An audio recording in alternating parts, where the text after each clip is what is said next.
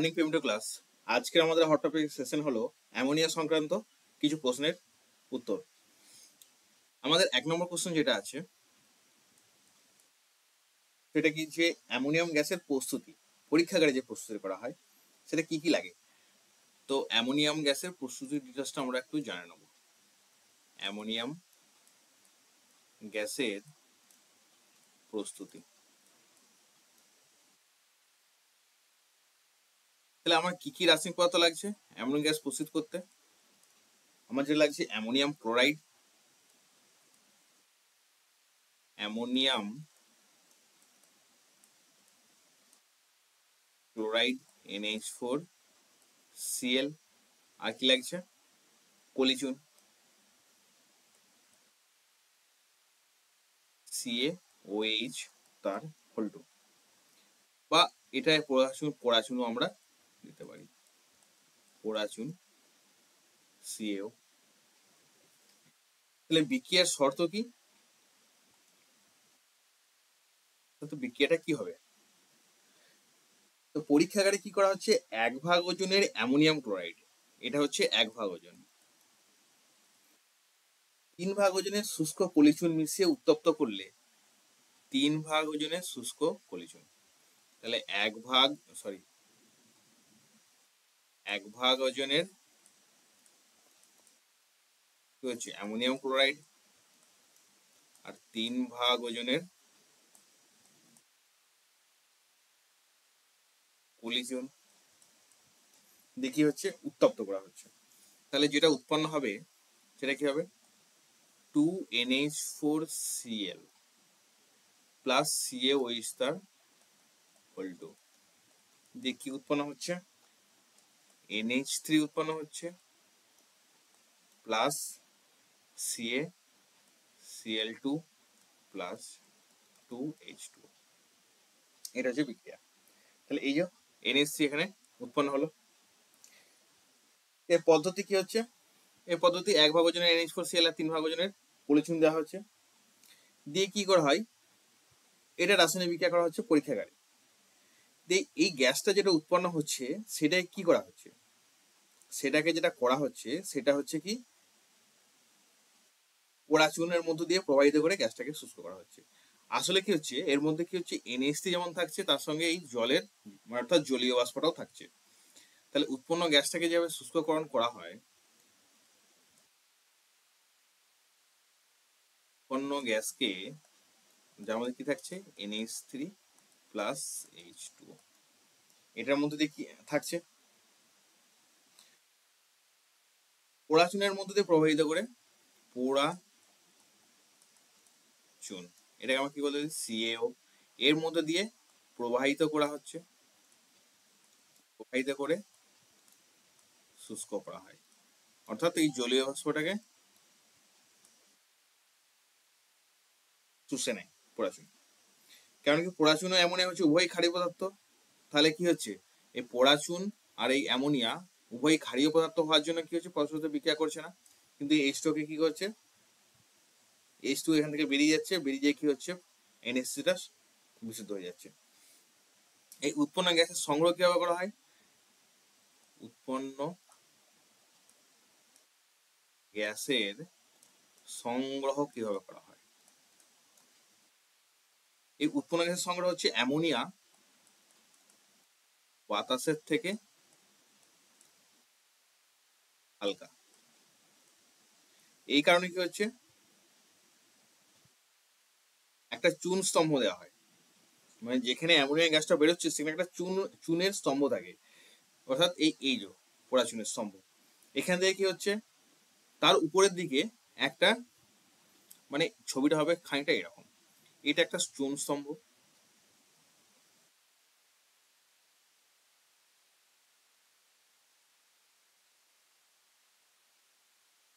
তো অ্যামোনিয়া গ্যাসটা কি করছে, এর নিচে এটা ফাঁকা আছে,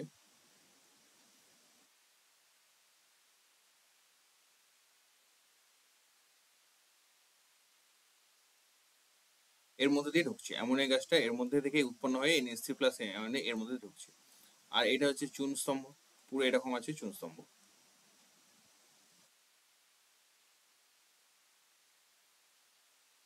একটা নল এখান থেকে বেরিয়ে যাচ্ছে,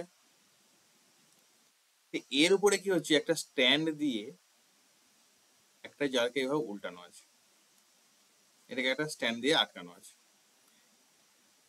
যেহেতু বায়ু থেকে কি হচ্ছে অ্যামোনিয়া গ্যাস হালকা, তাহলে কি হচ্ছে বায়ুটাকে অপসারণ করে দিচ্ছে। তাহলে বায়ুটাকে অপসারণ করে কি হচ্ছে, বায়ুর কি হচ্ছে, বায়ুর নিম্ন অপসারণ, বায়ুর নিম্ন অপসারণ, বায়ু বেরিয়ে যাচ্ছে, এখানে অ্যামোনিয়া গ্যাসটা জমা হচ্ছে। তাহলে নিম্ন অপসারণ দ্বারা গ্যাস দ্বারে জমা হয়। তাহলে এই যে NH3 যখন বেরোচ্ছে, এই অ্যামোনিয়া শুষ্ককরণে আমরা কি করি, আমরা পরাচুন ব্যবহার করছি, কিন্তু আমরা H2SO4 বা P2O5 বা অনাদ্র CaCl2 ব্যবহার করি না কেন? তাহলে নেক্সট কোশ্চেন আমাদের যেটা হলো যে অ্যামোনিয়া শুষ্ককরণে, অ্যামোনিয়া শুষ্ককরণে H2SO4 বা P2O5 বা CaCl2 ব্যবহার না করার কারণ, ব্যবহার না করার কারণ অ্যামোনিয়া কি হচ্ছে, অ্যামোনিয়া হচ্ছে ক্ষারীয় পদার্থ। ওকে, তো অ্যামোনিয়া যেহেতু ক্ষারীয় পদার্থ, তাই H2SO4 এর সাথে কি করছে, বিক্রিয়া করে অ্যামোনিয়াম সালফেট উৎপন্ন করবে। এটা হবে 2NH3 প্লাস H2SO4, এটা যেটা বিক্রিয়া করবে কি উৎপন্ন হবে, NH4 হোল টু SO4 উৎপন্ন করছে, অ্যামোনিয়াম সালফেট, অ্যামোনিয়াম সালফেট উৎপন্ন করছে। P2O5 দ্বারা জলীয় বাষ্পকে আমরা শুষ্ক করতে পারতাম, কিন্তু আমরা উৎপন্ন করছি না, কারণ কি, P2O5 বিক্রিয়া করে অ্যামোনিয়াম ফসফেট উৎপন্ন করবে, 6NH3 plus P2O5 plus thrice H2, তাহলে কি হবে বিক্রিয়াটা করে, 2NH4 হোল 3 PO4, এটা কি করবে, অ্যামোনিয়াম ফসফেট,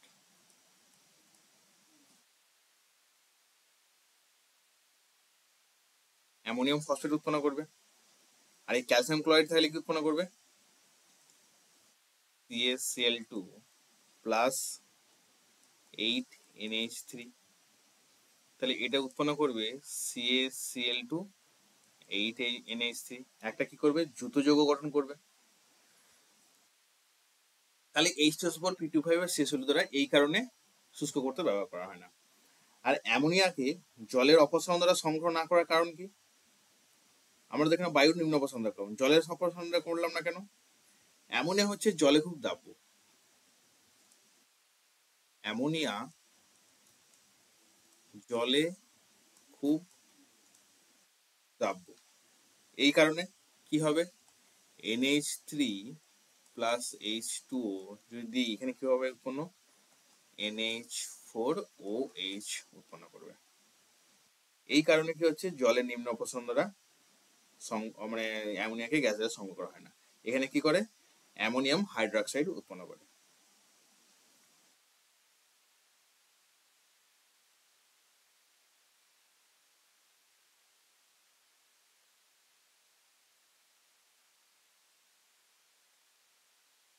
এই অ্যামোনিয়া, আমরা নেক্সট কোশ্চেন যেটা করব, অ্যামোনিয়া কি হচ্ছে,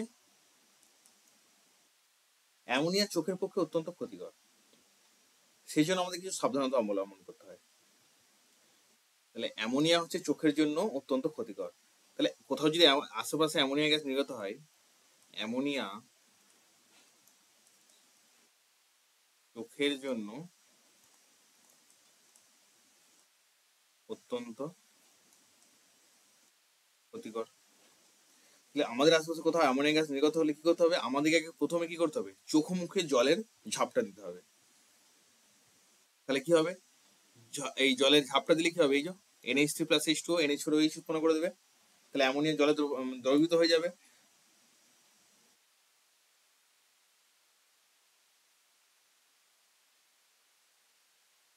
এরপর আমরা যেটা দেবো সেটা হচ্ছে লাইকার অ্যামোনিয়া। লাইকার অ্যামোনিয়া, এই লাইকার অ্যামোনিয়াটা কি? লাইকার অ্যামোনিয়া হচ্ছে 0.88 আপেক্ষিক গুরুত্ব বিশিষ্ট, আপেক্ষিক গুরুত্ব বিশিষ্ট অ্যামোনিয়ার গাঢ় জলীয় দ্রবণকে, অ্যামোনিয়ার গাঢ় জলীয় দ্রবণকে কি বলা হচ্ছে? Liker ammonia.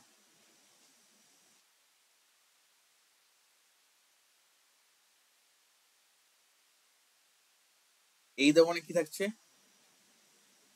এখানে 35% অ্যামোনিয়া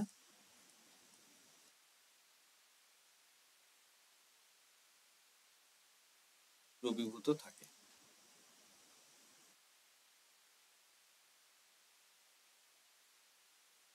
এই লাইকার অ্যামোনিয়া আর তরল অ্যামোনিয়া এদের পার্থক্য কি?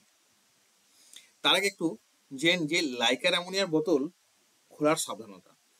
যে বোতলে লাইকার অ্যামোনিয়া থাকে, লাইকার অ্যামোনিয়া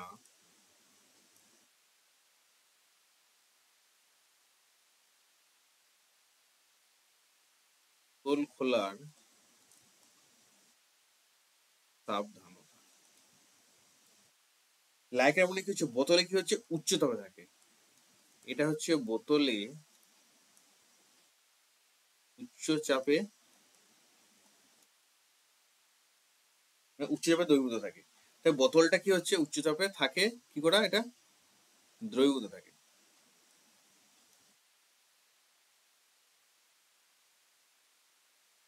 তাহলে কি হচ্ছে? বোতলটা যখন খুলতে হবে তখন কি করতে হবে? ঠান্ডা করে খুলতে হবে।